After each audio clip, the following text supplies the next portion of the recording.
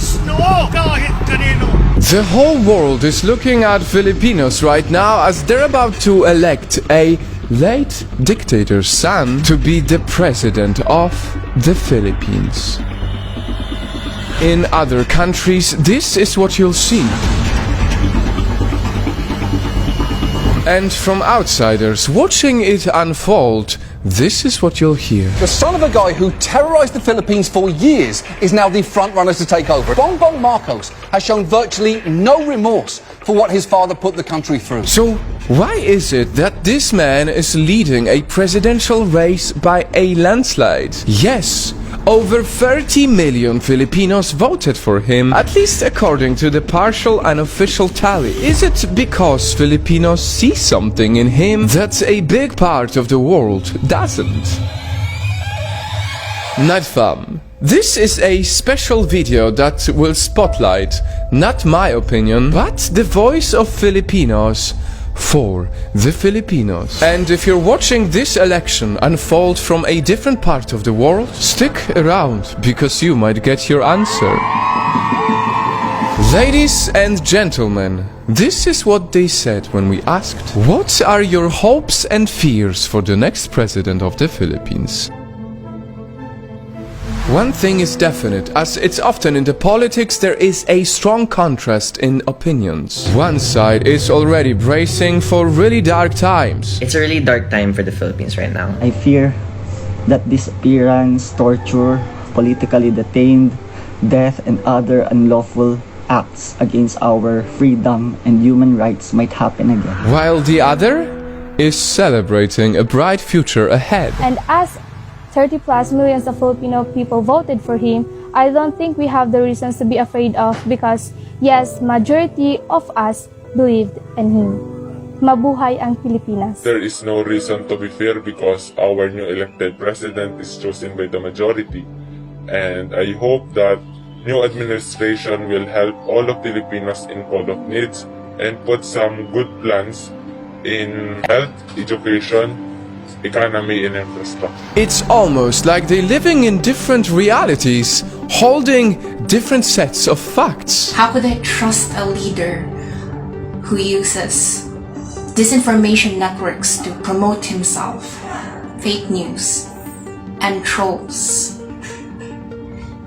How could I support a leader who never liked attending debates, never liked being criticized? There are no fears, as it is the beginning of new era, a new place for Filipino to arise from prostration and hope. And maybe that is why Marcos Jr.'s call for unity during his campaign has resonated with a lot of people who are simply tired with the so-called toxic division.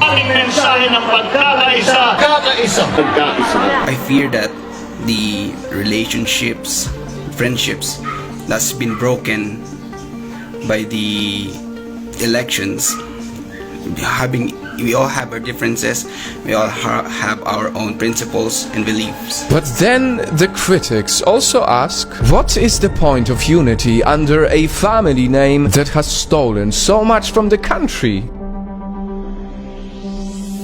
My biggest fear for this election is to have a president that is stained with corruption and built by disinformation. I am genuinely scared to put back into position what the people back then ousted. To which Marcos supporters usually counter with two things. It is time to forgive what his family did and that he cannot be judged through his father's sins.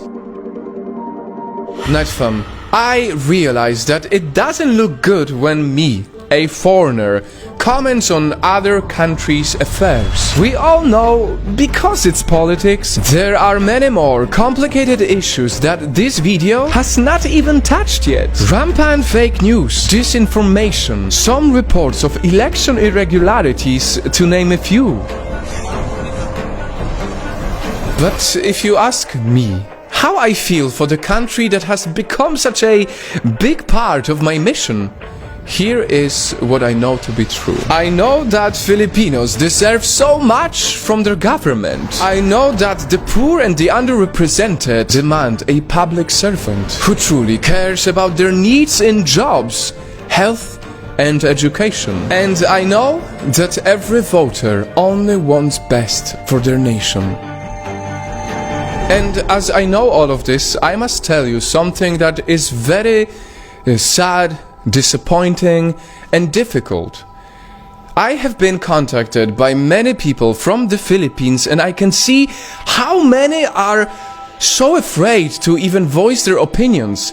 That is why we have blurred the faces of the people who speak in this video, because the hate is so strong, because the division is so strong, because the trolls are so strong. Some people are even worried for their lives, simply for expressing their opinions. I have said it before and I'll say it again. The Philippines is a beautiful nation that deserves all the blessings of this world.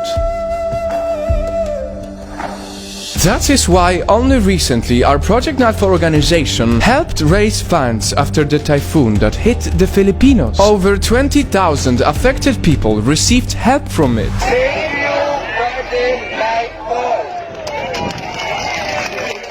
In that moment, in these big numbers, we saw a beautiful unity, and we hope that this type of unity will prevail no matter what, so that when the next elections happen, no one is scared for their lives in expressing their opinions about the future of their country.